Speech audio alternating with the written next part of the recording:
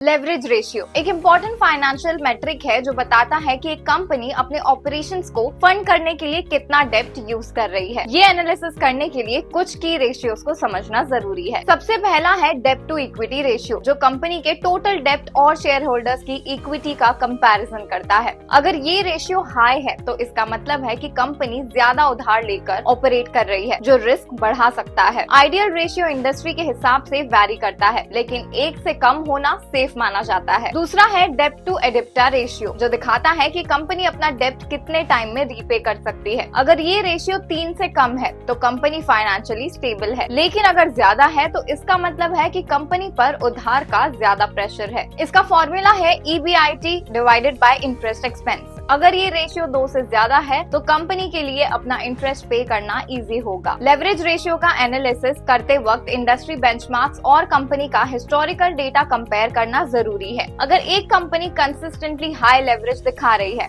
तो ये red flag हो सकता है। इन्वेस्टर्स और क्रेडिटर्स लेवरेज रेशियोज का यूज करते हैं कंपनी के फाइनेंशियल हेल्थ और रिस्क लेवल समझने के लिए। इसीलिए अगर आप किसी कंपनी में इन्वेस्ट करने का सोच रहे हैं तो इन रेशियोज को एनालाइज जरूर करें ताकि आप इन्फॉर्म डिसीजन ले सके। तो अब आप रेडी हैं फॉरेक्स ट्रेडिंग में एक्सप्लोर करने के लिए। Trade smart, trade safe with 5x trade.